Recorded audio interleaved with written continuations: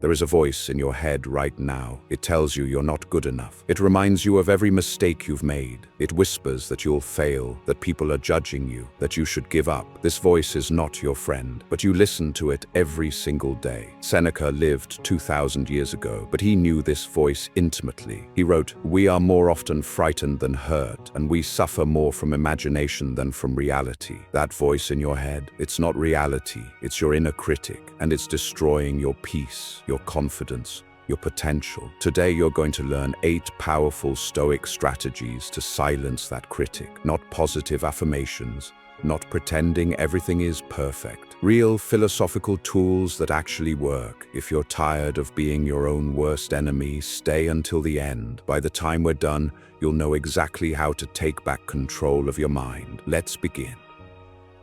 Strategy 1. Recognize the critic is not you. Here's the first truth you need to understand. That critical voice in your head, it's not you. Marcus Aurelius wrote, "You have power over your mind, not outside events." Realize this and you will find strength. Your inner critic is a thought pattern, a habit, a program that's been running for years, but it's not your identity. Think about it this way. Right now you're aware of that critical voice. You can hear it, you can observe it. But if you can observe it, you cannot be it. The observer is separate from the observed. Epictetus said something profound. He said, "It's not what happens to you, but how you react to it that matters." The same applies to your thoughts. It's not the critical thought that matters. It's whether you believe it or reject it. Most people make a crucial mistake. They hear the inner critic and think, "That's what I really believe about myself." No, that's just a thought, one of thousands you have every day. Here's your practice. When the inner critic speaks, try this simple technique. Say to yourself, "I'm having the thought that I'm not good enough." Not, "I'm not good enough," but "I'm having the thought that I'm not good enough." See the difference? You're creating distance. You're observing the thought instead of being consumed by it. Seneca wrote, "The mind that is anxious about future events is miserable." Your inner critic lives in the future. It predicts failure, imagines judgment, creates worst-case scenarios, but you live in the present, and in this present moment right now, you are okay. You are breathing. You are alive.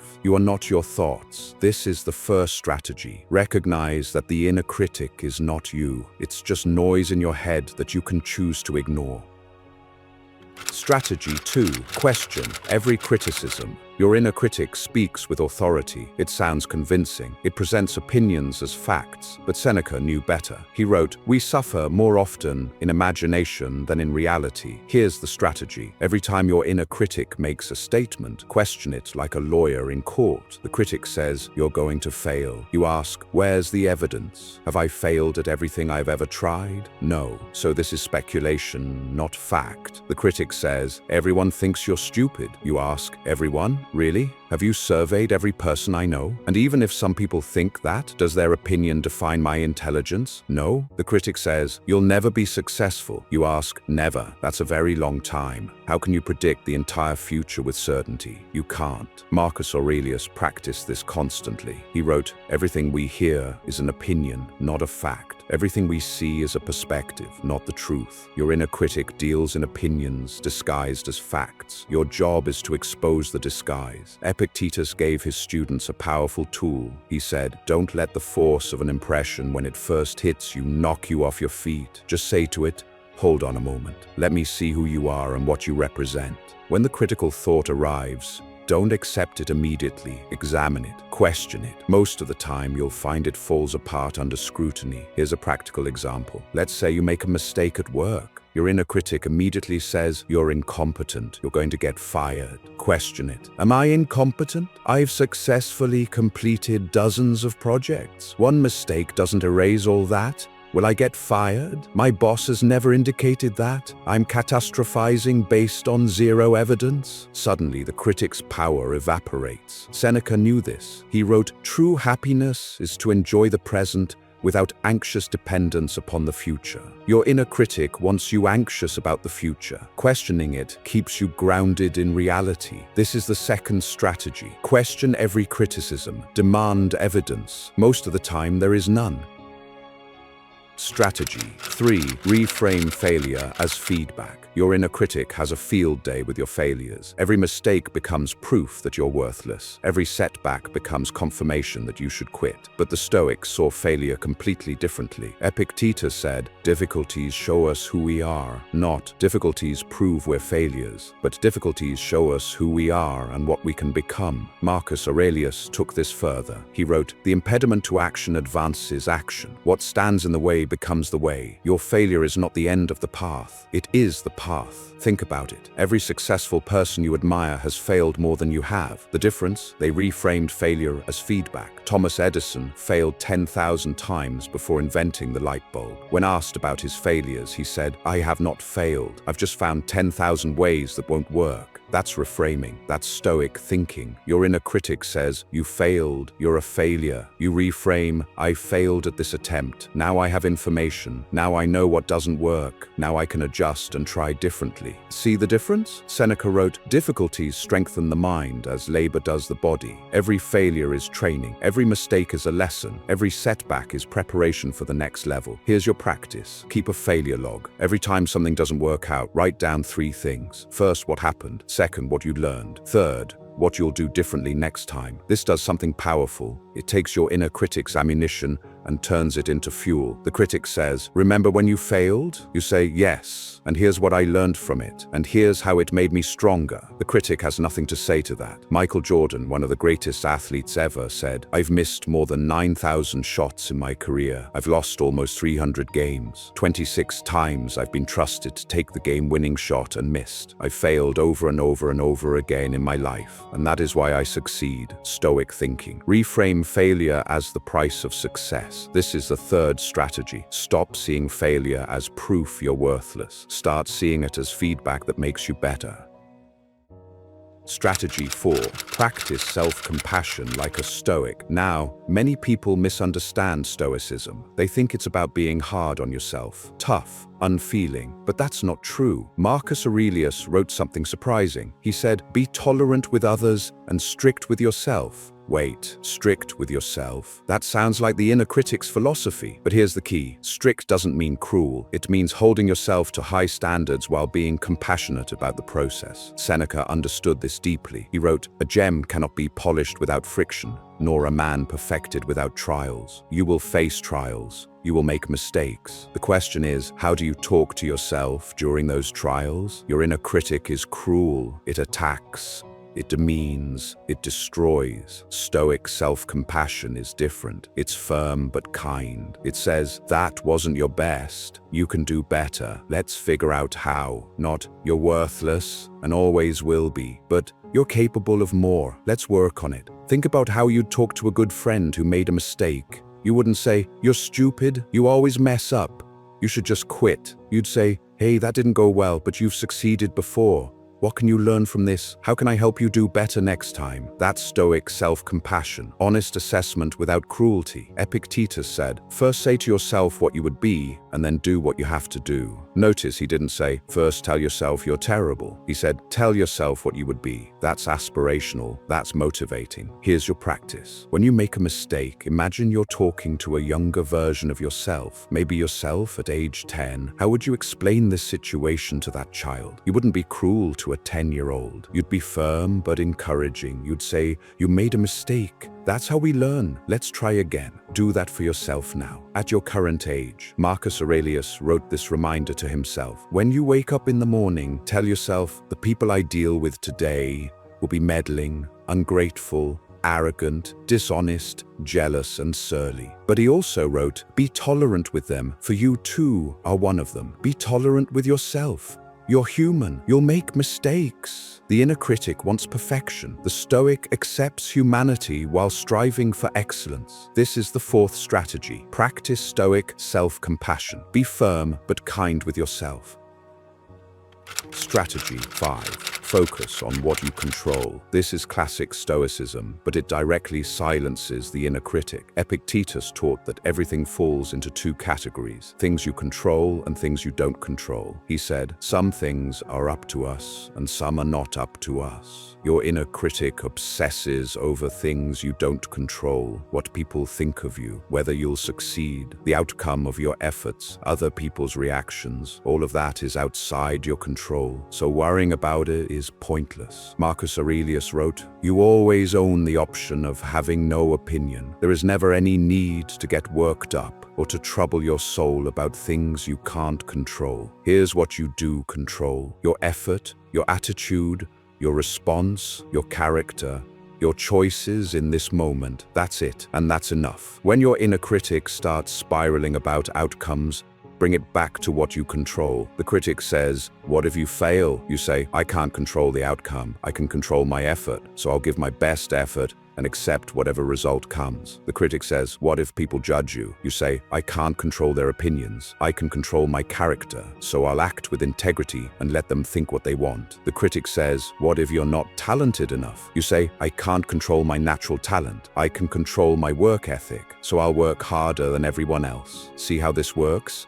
You're redirecting from anxiety about uncontrollables to action on controllables. Seneca wrote, "We are more often frightened than hurt, and we suffer more from imagination than from reality." The inner critic lives in imagination. It creates scenarios that haven't happened, problems that don't exist, judgments that aren't real. When you focus on what you control, you ground yourself in reality, in the present moment, in actual action you can take right now. Here's your daily practice. Every morning, write down 3 things you can control today. Maybe it's your workout, your attitude at work, a phone call you need to make. Then focus only on those 3 things. When the inner critic tries to drag you into worry about things you can't control, you say, "That's not on my list. Back to what I can control." This is the 5th strategy. Focus exclusively on what you control. Let everything else go. Strategy 6. Use negative visualization. This might seem counterintuitive, but the Stoics used negative visualization to silence the inner critic. Seneca wrote, "It is likely that some troubles will befall us, but it is not a present fact." Here's how it works. Your inner critic uses fear of the future to torment you. What if you fail? What if you're rejected? What if you lose everything? Instead of running from these fears, face them directly. Ask yourself, okay, what if I do fail? What's the actual worst case scenario? Let's say you're afraid to start a business. Your inner critic says you'll fail and lose all your money. Okay, face that fear. What if you do fail and lose money? Would you survive? Yes. Could you get another job? Yes. Would you learn valuable lessons? Yes. Would it kill you? No. Suddenly the fear loses power because you've looked at the worst case and realized, I would handle it. It wouldn't destroy me. Marcus Aurelius practiced this constantly. He would imagine losing his empire, his family, his life. Then he'd ask, could I bear it with dignity? And he'd conclude, yes, I could. Epictetus said, if you wish to fear nothing, consider that everything is to be feared. He meant, face all your fears head on, examine them. Most of them are much less scary than your inner critic makes them seem. Here's a powerful exercise. Take your biggest fear right now, the thing your inner critic uses to torture you. Write it down. Then write down the absolute worst case scenario if that fear came true. Then write down how you would handle it, what specific actions you would take, how you would survive. You'll almost always realize 2 things. First, the worst case is survivable. Second, it's actually unlikely to happen. This robs your inner critic of its main weapon, which is vague, undefined fear. When you make the fear concrete and specific, it becomes manageable. Seneca wrote, we suffer more often in imagination than in reality. Negative visualization takes your fear out of imagination and puts it in reality. And reality is almost always less scary. This is the 6th strategy. Face your worst fears directly through negative visualization. They're not as powerful as your critic claims. Strategy 7. Keep a thought journal. Marcus Aurelius kept a private journal. We know it today as Meditations. It wasn't meant for publication. It was his tool for managing his mind. He would write down his thoughts, examine them, challenge them, and redirect them. This is incredibly powerful against the inner critic. Here's why. When critical thoughts stay in your head, they feel overwhelming. They loop endlessly. They seem absolutely true. But when you write them down, something magical happens. You create distance. You can see them objectively. Seneca wrote, "Night brings our troubles to the light rather than banishes them." Writing brings your inner critic into the light where you can examine it rationally. Here's your practice. Keep a thought journal. Every evening, spend 5 minutes writing down the critical thoughts you had that day. Don't censor them. Write exactly what the critic said. Then next to each one, write a rational response. For example, inner critic said, "You embarrassed yourself in that meeting. Everyone thinks you're incompetent." Rational response, "I stumbled over one sentence. That doesn't make me incompetent. I've led many successful meetings. One awkward moment doesn't define me." Do this every day for a week. You'll start to see patterns. You'll notice the inner critic says the same things over and over, and you'll realize most of it is irrational. Marcus Aurelius wrote, "Our life is what our thoughts make it." When you journal your thoughts, you take control of what your life becomes. This is the 7th strategy. Keep a thought journal. Write down the inner critic and write back rationally.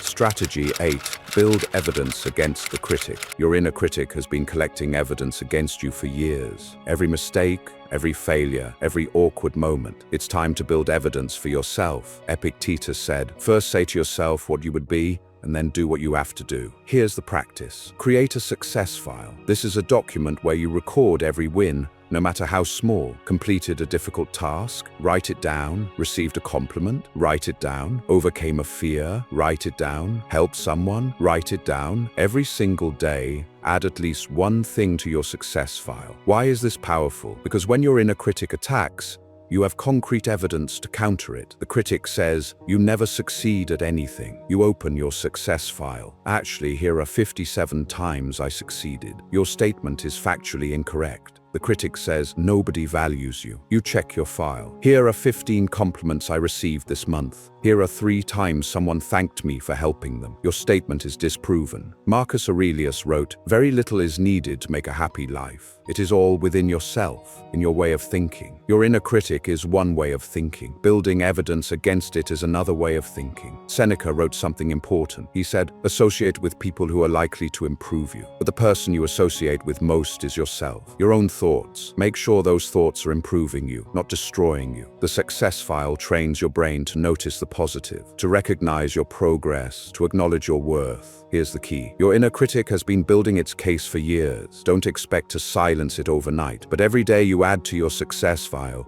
you weaken its power. Over weeks and months, you'll notice something. The inner critic still speaks, but you don't believe it anymore because you have too much evidence that it's wrong. This is the 8th and final strategy. Build evidence against your inner critic every single day. Let's recap these 8 Stoic strategies to silence your inner critic. 1. Recognize the critic is not you. 2. Question every criticism. 3. Reframe failure as feedback. 4. Practice Stoic self-compassion. 5. Focus only on what you control. 6. Use negative visualization. 7. Keep a thought journal. 8. Build evidence against the critic. Seneca wrote near the end of his life, "Begin at once to live, not after you've silenced every critical thought, not when you feel perfectly confident." Now, your inner critic will never be completely silent, but it doesn't have to control you. Marcus Aurelius ruled an empire while battling his own mind. He wrote, "You have power over your mind, not outside events. Realize this, and you will find strength." You have that same power starting today. The inner critic is loud, but you can be louder. The inner critic is persistent, but you can be more persistent. As Epictetus said, freedom is the only worthy goal in life, and freedom begins when you stop believing the lies in your own head. Thank you for watching. Share this with someone who needs to hear it. Now go silence that critic and live your life.